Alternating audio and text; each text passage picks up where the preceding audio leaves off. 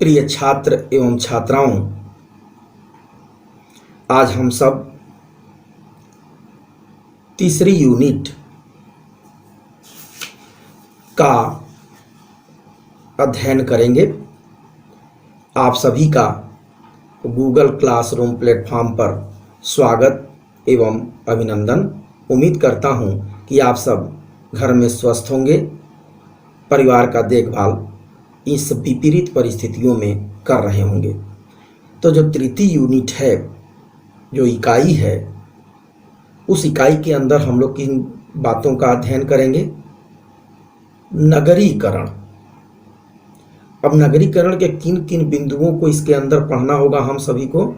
नगरीकरण की अवधारणा, विशेषताएं, नगरीकरण के भारत में क्या क्या कारण या सहायक दशाएं रही हैं, एवं सामाजिक परिवर्तन में नगरीकरण की क्या भूमिका रही है। तो उसी तरीके को हम लोग यहाँ फिर से अपनाया जाए कि दो भाग में, ताकि बहुत बड़ा क्लास न हो जाए, तो दो भाग में इस पूरी विषय वस्तु को हम सब रखेंगे और अंत में वही जो इस पर जो नोट्स तैयार किया गया है वो भी अपलोड होगा, तो ये यूनिट भी हमारी पूरी होगी। तो एक बार पुनः आपका हम स्वागत और अभिनंदन करते हैं। नगरीकरण की अवधारणा को समझने से पहले कुछ जनसंख्यात्मक तथ्यों को हम लोग अपने यहाँ पर सामने रखें। इस समय भारत की जो जनसंख्या है वो करीब 138 करोड़ के आसपास है। 1911 प्रत्येक जो 10 वर्षों पर जो जनसंख्या होती है, उस जनसंख्या के क्रम में 1911 में जो जनसंख्या हुई थी, तो उस समय भारत की जो आबादी थी वो 1,91,422 1,91,422, जिसमें पुरुषों की संख्या 62,37,00,000। तो 62,37,00,000 पुरुष, महिलाओं की संख्या 58,64,00,000। ये तथ्य इसलिए रखने की जरूरत पड़ी कि नगरीकरण की जो अवधारणा है वो भारत में सामाजिक जो पारिस्थितिकी है वो दो स्थितियों में है। एक ग्रामीण पारिस्थितिकी यानी ग्रामीण परिवेश में जीवन, और दूसरा ग्रामीण परिवेश में शहरी परिवेश में जीवन। इन दोनों को मिलाकर के भारत की सामाजिक स्थितिकी बनती है, सोशल इकोलॉजी बनती है। तो कुछ जनसंख्या शहरों में, कुछ जनसंख्या गांवों में निवास करती है। अब 2001 से 2011 के बीच में एक स्थिति और समझने की जरूरत है कि जनसंख्या की जो वृद्धि दर है उसमें गिरावट हुई, यानी 2.33% दशकी वृद्धि दर में कमी हुई है। यानी जो वृद्धि दर 1991 से 2001 में 23.87% थी, 23.87% थी, वो 2011 में 21.54% हुई। तो यानी जो गिरावट हुई, तो यानी जनसंख्या नियंत्रण की जो स्थिति है उसमें भारत कुछ स्थिति तक सफल होने में रहा है या उस दिशा में प्रयास कर रहा है। अब एक छोटी सी चीज इसमें हम देख लें, तो एक स्थान रख लिया जाए। 1931 में भारत में 12% जनसंख्या शहरों में निवास करती थी, और 1981 में 81 में स्वतंत्रता प्राप्ति के कई दशकों बाद 23.3% जनसंख्या नगरों में निवास करती थी। अब 10 वर्षों के बाद यह स्थिति 25.7% हुई। तो 1991 में 25.7% जनसंख्या नगरों में निवास करती थी। 2001 में 27.78% जनसंख्या नगरों में निवास करती थी।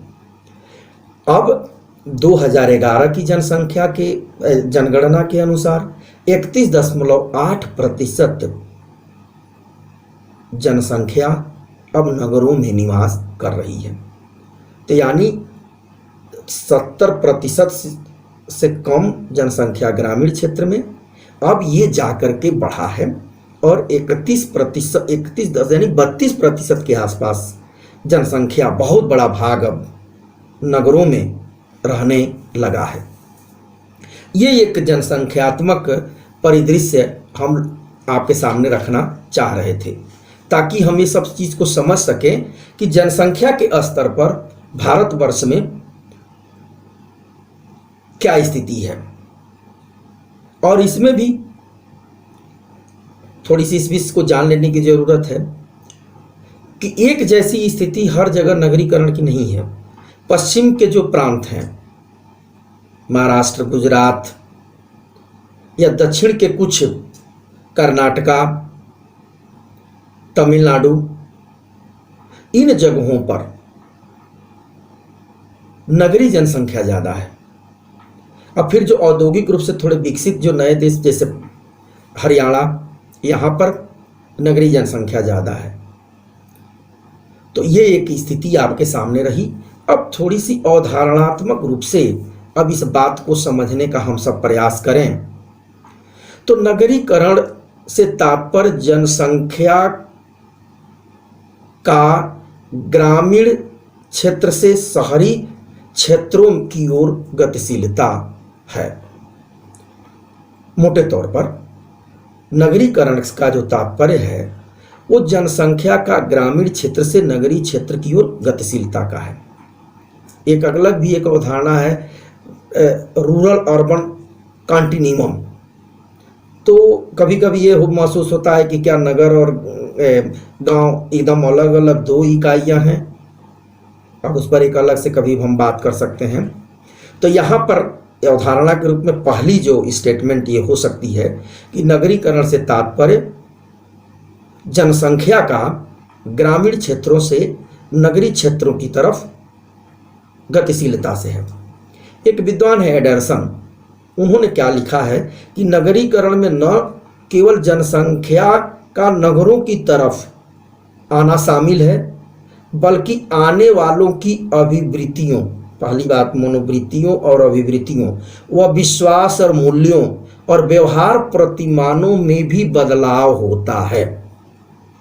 तो जो व्यक्ति गांवों से नगरों की तरफ आता है तो केवल वो नगर की तरफ वो भौतिक रूप से ही नहीं है, उसकी मानसिक स्थिति, उसके जीवन पद्धति, उसकी मूल्य मान्यताओं में भी बदलाव आता है। तो एडरसन की ये परिभाषा एक आपकी हमने सामने रखी। दूसरी जो है डी पोकॉक, ये भी एक समाज वैज्ञानिक है, इनकी भी परिभाषा हम यहाँ पर देख सकते हैं। यह एक ऐसी प्रक्रिया है जिसके अंतर्गत ग्रामीण लोग शहरों की ओर आते हैं और नगरों के प्रभाव में उनके ग्रामीण जीवन के आचार विचार और व्यवहार प्रतिमानों में बदलाव होता है। एक तीसरी परिभाषा भी यहीं पर हम देख लें ताकि अवधारणा जब स्पष्ट हो जाएगी तो उसकी आने वाली चीज़ों को हम आसानी से समझने में समर्थ होंगे। पीएम हासर एक समाज वैज्ञानिक, उन्होंने कहा नगरीकरण वह प्रक्रिया है जिसके अंतर्गत शहर की जनसंख्या में वृद्धि होती है और नए शहरों का विस्तार होता है। शहरों की जनसंख्या में वृद्धि की प्रक्रिया को ही हासर ने नगरीकरण के रूप में संबोधित किया है। एक और वैज्ञानिक, समाज वैज्ञानिक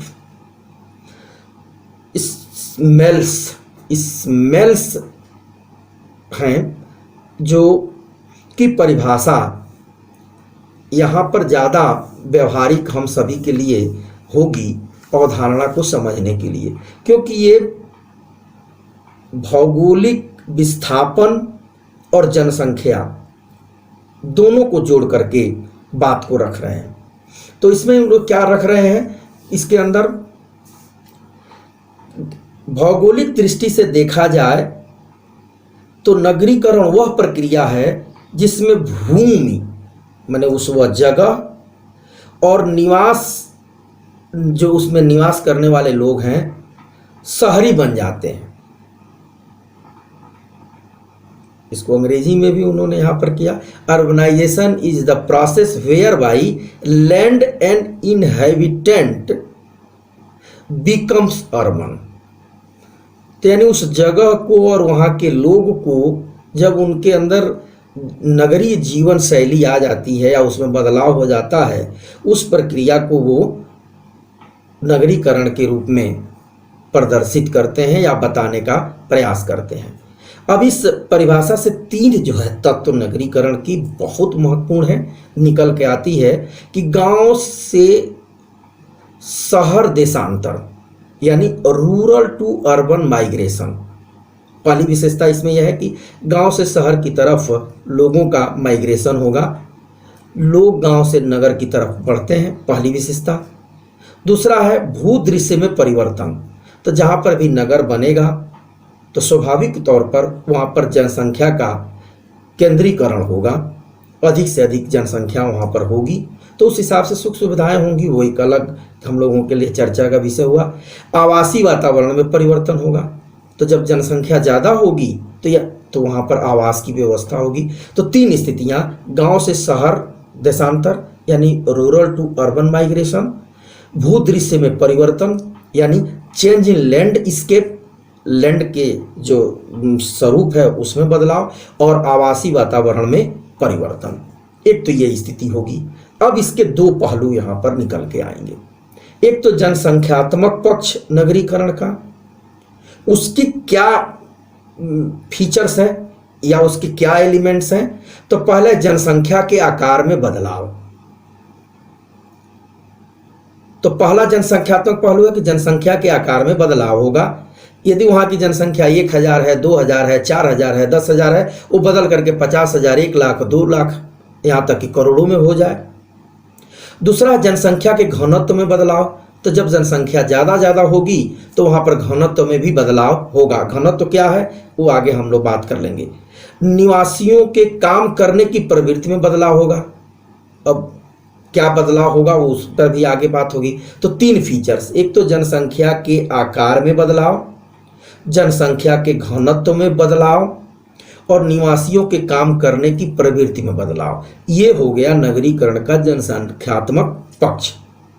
अब दूसरा है नगरीकरण का समाजशास्त्री पहलू, जो उसकी मूल्य और वैल्यूज और जीवन पद्धति से संबंधित है कि हम कहाँ से इस बात को कह ले जाएंगे या क्या वो फीचर्स होंगी कि वो नगरीकरण की अवधारणा को स्पष्ट कर सके। तो पहला है विषमता। तो जब जनसंख्या नगरों में आएगी तो एक जगह की नहीं होगी, वो अलग अलग जगहों से, अलग अलग स्थानों से आने के कारण तो उनका जो जीवन पद्धति है, उनकी जो कार्यशैली है, रहने का जो ढंग है, खान पान की जो शैली है, तो हेट्रोजिनिटी होगी, तो विषमता होगी, एक जैसी व्यवस्था वहाँ नहीं होगी। तो पहली जो समाजशास्त्री पहलू है नगरीकरण का वो है हेट्रोजिनिटी, विषमता। दूसरा अवैयक्तिकता, इम्पर्सनल आदमी होता है, द्वितीयक संबंधों का महत्व होता है। प्राथमिक संबंध नगरों में प्रायः कम ही देखने को मिलता है। तो ये जो फीचर्स है कि अवैयक्तिक संबंध होगा।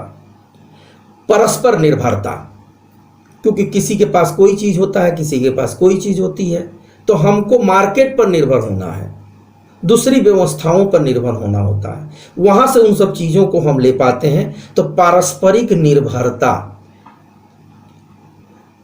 ये इसकी सबसे बड़ी मौलिक विशेषता है। और जीवन की गुणवत्ता में सुधार। तो ये मान के चला जाए कि यहाँ पर आज की नगरीकरण में या नगर में रहने वाले लोगों के जीवन स्तर में सुधार होता है, क्योंकि जीवन स्तर को बेहतर करने की सुविधाएं प्रायः नगरों में उपलब्ध होती हैं।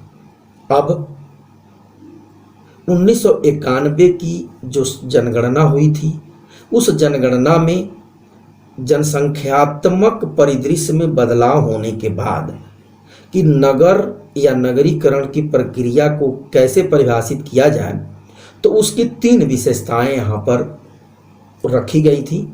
पहला ये था कि वह जगह या वो स्थान नगर होगा या नगरीकृत हो रहा होगा जहाँ की जनसंख्या 5000 या 5000 से अधिक हो। दूसरी जो मौलिक विशेषता जो 1991 की जनसंख्या में रखी गई वो था कि वहाँ पर निवास करने वाले पुरुष 75% पुरुषों की भागीदारी कार्य करने में कृषि से अतिरिक्त व्यवसायों में हो। तो यानी जितने पुरुष वहाँ पर हों उसमें से 3/4 पुरुष यदि कृषि कार्य के इतर किसी कार्यों में काम करते हों तो उस जगह को या उस व्यवस्था में हम मान के चलेंगे कि नगरीकरण हो रहा है या नगर वहाँ पर बन रहा है या नगर की स्थिति है। तीसरा, प्रति वर्ग किलोमीटर एक किलो पर वर्ग किलोमीटर प्रति वर्ग किलोमीटर के अंदर जनसंख्या का घनत्व 400 या 400 से अधिक हो। तो 3 विशेषताएं 1991 की जनगणना के कि 5000 या 5000 से अधिक की आबादी हो, 3/4 पुरुष कृषि से इतर कोई कार्य करते हों और जनसंख्या का घनत्व प्रति वर्ग किमी 400 से ज़्यादा हो। तो प्रिय छात्र छात्राओं, आज इस लेक्चर में हम लोग यहीं तक बात करते हैं। कल दूसरे लेक्चर में नगरीकरण की विशेषताएं, नगरीकरण के विस्तार के लिए जो कारक हैं और उसके प्रभाव का विश्लेषण हम लोग करेंगे। तो आज हम अपनी कक्षा यहीं पर समाप्त करते हैं। बहुत बहुत धन्यवाद। आप लोग अधिक से अधिक संख्या में इस प्लेटफॉर्म का उपयोग कर रहे हैं और अपनी प्रतिक्रियाएं दे रहे हैं। स्वास्थ्य की मंगलमय कामनाओं के साथ, थैंक यू।